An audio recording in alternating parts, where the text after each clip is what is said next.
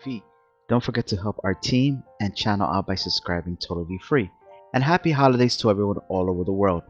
As the year comes close to an end, I'd like to give some recognition to our Garage team members.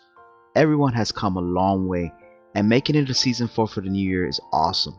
I don't think most of us would have thought that season 3 would have been as solid as anticipated. I knew we were going to be better, stronger, and definitely given it some time we will conquer all trials. But there were just some nights where nothing had to be spoken to the group, or said, or mentioned. It was just solid, straight clear. Yep. And then there were nights that players wanted to keep and win, but we're still figuring it out together, gaining chemistry under each other's games, mannerisms, strengths, or weaknesses, understanding mechs, and putting it together. Some nights, just like any other teams, were just not our night. No matter what we tried, no matter what we did. But I knew next week coming in, the team will come, kick it into the next gear, and destroy the trial you put them into. There's been trials that we had no business ever being in, and we just literally destroy them by surprise. Okay, so now I can go on and on, but it's holidays, so I'm just gonna shut the fuck up and get straight to those recognitions because everyone well deserves it. So here we go. Alright, players, the only few survivors from season 1 and our team backbone that have kept us going with their mentoring, guidance, and being here from the good and bad, and will be ready for battle on the next coming up season 4 hard mode speedrun seasons. In support, we have Grim. Has played every role for us, but his main line is a support line, main healer, has tanked in memorable situations, especially in season 1 when a lot of tanks were just going down and not ready for endgame. This was the very beginning days of the Garage makeup. Grim is currently one of our main officers and raid leaders in trials. Next up, all the way from season 1, is Zoro. Started with the Garage towards the middle of season 1 as a support role, tanking everywhere he can to gain knowledge and experience. Went to be developed into a new, now solid DPS. Zoro learned through his own and contributed strongly when needed in tough situations such as portals, backyards, and always wanted to be in the clutch in tough, tricky situations to get the team to victory. Then we have Shadow. Probably has been in the most meetings ever, also a mentor to players down the line, especially younger players. No to Garage Mankind, hours of meetings with officers, as Shadow's one of the GMs of the Garage team leaders, officers, and always stepping up to the clutch of hard battles and making sure all communication are perfected for the next trial week, making sure, in other words, that no mess ups are coming. If one week is all messed up, following week should be nice, clean, with communication, and everyone should know what to do. Vice versa, so we get an easy victory. His role currently is DPS, officer, and GM. Then, finally, from season 1, we have Keela, truly a mentor in the DPS department, can mentor players, and spends many time perfecting the parse and experimenting with equipment that would help players excel in parse, game content, and all aspects of the ESO game. Has been here from season 1, has took a break in and out, but has come back. His time zone is a bit tricky for him, especially now with family, but it's always willing to help all DPS and now perfecting other equipment and knowledge for support roles.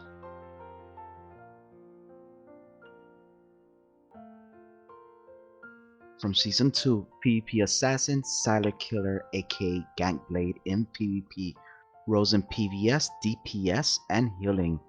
During season 2, there was many inconsistencies in the healer role in our team, and Hakijo blended in nicely, took it for the team, helped with Grim during those difficult times, or when other potential healers were struggling, or when missing in action. Great addition to the team and has been solid during the early start, helping also out mentor young Sorks in the DPS role. Next up for season 2, Mel, our main healer for season 2. Mel took control right away from the start for that starter healer spot, with strong command of vocal leadership during a time of struggle in our support role staff. Fit right in nicely and blended in with Grim, solidify our healing starter roles, which was nice for a change, having two solid healers. Grim and Mel, your team can trust that in the clutch during hard situations, especially during the recruitment and the regroupment, rebuilding the team in season 2.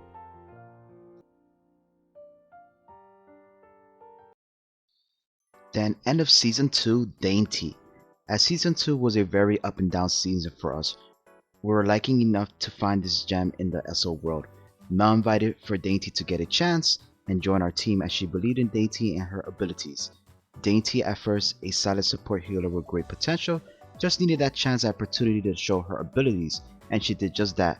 Came right in when we were short-handed, not just in healing but also at certain trials, support DPS as well, while also getting her damage up even when she didn't have to in parse.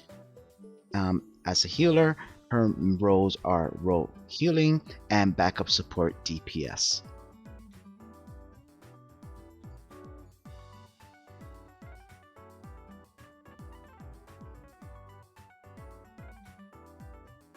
And then end of season 2, Cat, role support DPS and damage DPS. Came towards the end of season 2 as a sub role player, mostly playing PvP, but and has done trials in the past and wanted to come back to do it again. Worked hard to get her damage up, probably one of the highest damage dealers in the team. What she may lack in certain elements of her DPS, she covers it all with good damage and has taken her game to another level with much more polished skills than ever before.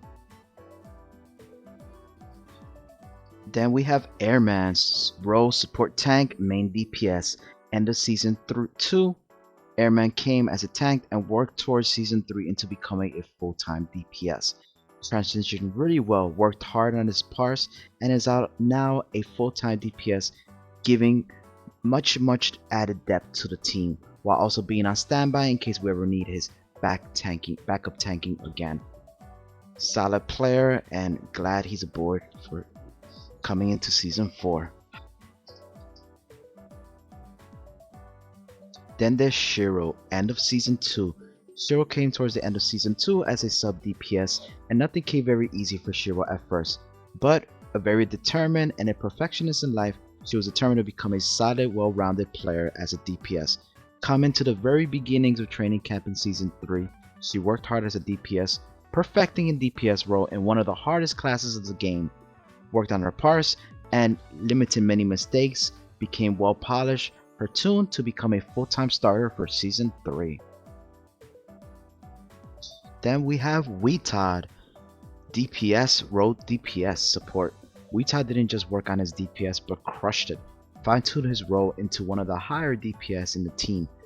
But the beauty of it is that he hits very high while not being squishy, very survivable, always surviving, pumping consistency into damage to our team, and a solid starter going into season 3.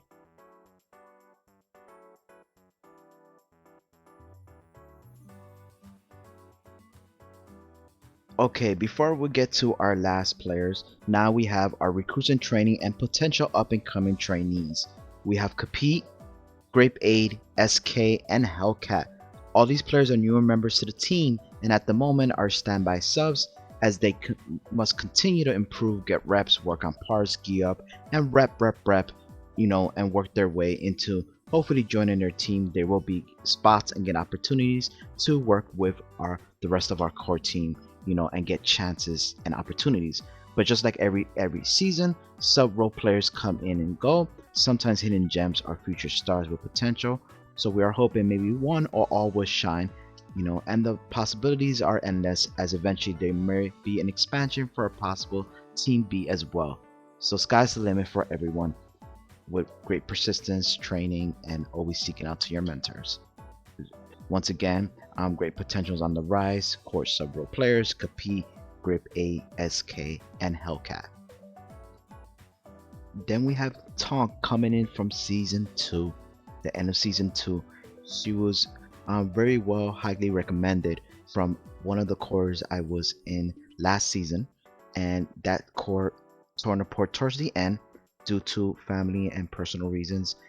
So Tonkaton, when she mentioned that she would love to be in the team, which was an awesome addition because she definitely does support DPS, and has come in the clutch in situations of survival and helping a team out with her support DPS. So it was definitely a great, and that is Tonkaton, DPS and a role support DPS full-time starter.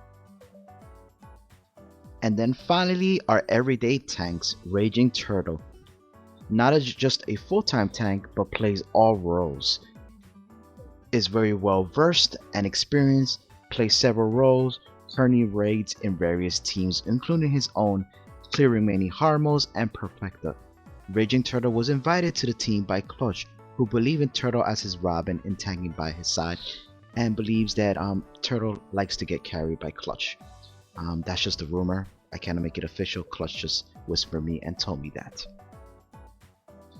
Then finally, our next tank coming in Season 3 is Clutch. Met Clutch in other core teams, was spotted Clutch during several other trial invites. One day exchanged messages and invited to Garage Team. He enjoyed the team and has been playing with his sidekick Raging Turtle ever since. Thank goodness for these solid tanks, as this has solidified our tanks roles, our healing roles, and with all our DPS coming back from a lot of them coming, followed by new players coming in Season 2 and 3, solidified to have, and we had a tremendous and fantastic Season 3. Looking forward to Season 4. Thanks once again everyone, it's been awesome, it's been great, and happy holidays to our team Garage and to everyone around the world.